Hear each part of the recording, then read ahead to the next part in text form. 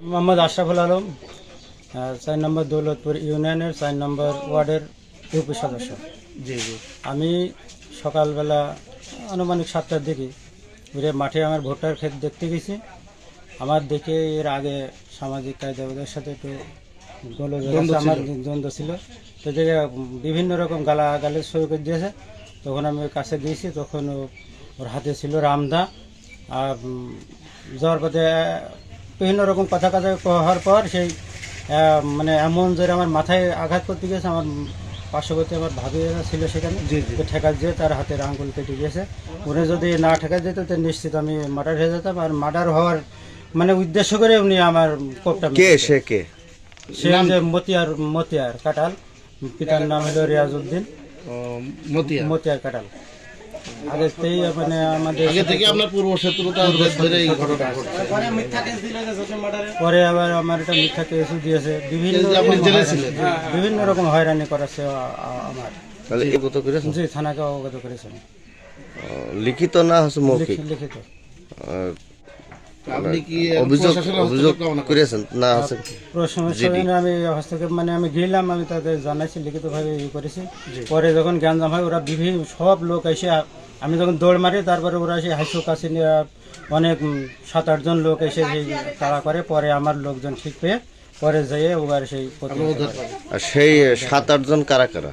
সে 7-8 জন আছে। যে মতিয়ার, তারপরে সে মতিয়ারের ছেলে চান্নু, তার এক ছেলে আছে মান্নু, তার হইল গা বড় ভাই লতিফ, তার লতিফের ছেলে নান্নু, এইসব সবাই মিলে আপনার আক্রমণ করে। নাম কি? আমার নাম শাহিনুল ইসলাম। ঘটনাটা কি আসলে? ঘটনা হচ্ছে যে জাফিরুল হারি যাওয়ার পরে ওরা ওদের বাড়িতে গিয়েছিল। আমার কাকা গেছিল, কাকার দিকে গালাগালি করার পরে কাকার মারতে গেছিল।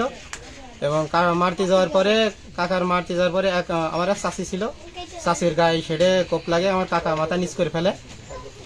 তারপরে ওরা কাকার তাড়ার পরে আমার কাকা দৌড় মারার পরে আমরা সবাই যখন অনেক মানুষ যায় তখন ওরা সবাই সরে যাওয়ার পরে ওরা বাড়িতে যায়।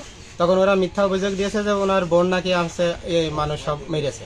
তো অরিজিনালি এটা মিথ্যা কথা, ওনারাই মেরেছে। যেমন জসিম হত্যা করেছে ওরা, মিথ্যা কেস দিল, আমার কাকার নামে জেল খাটেছে, সেইভাবেই আবার মিথ্যা কেস দেওয়ার জন্য ওই বোর মারে তারপরে ওরা হাসপাতালে গিয়েছে। আমরা মেহেরপুর খেয়ে আইছি, সেই কথা কইছিস। এখন পুলিশ এনে এইভাবে মুখ কাজিয়ে এইভাবে যখন তুগারি করা যায় তো মানসিক আর করলো ওখানে। আপনি জাফরুলের মা? হ্যাঁ, আমি জাফরুলের মা।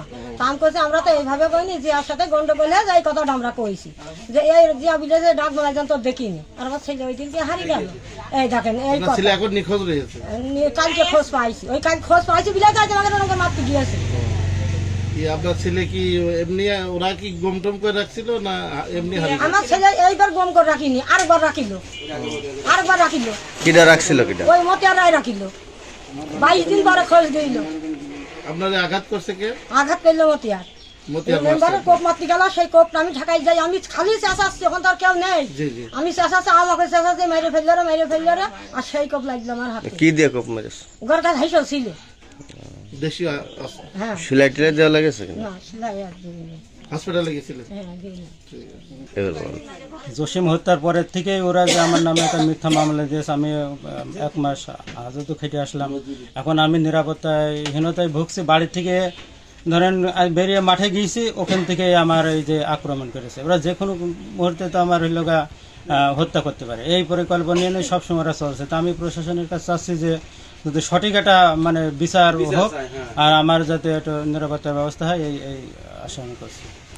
আমার নাম মোহাম্মদ মোশার রহমান।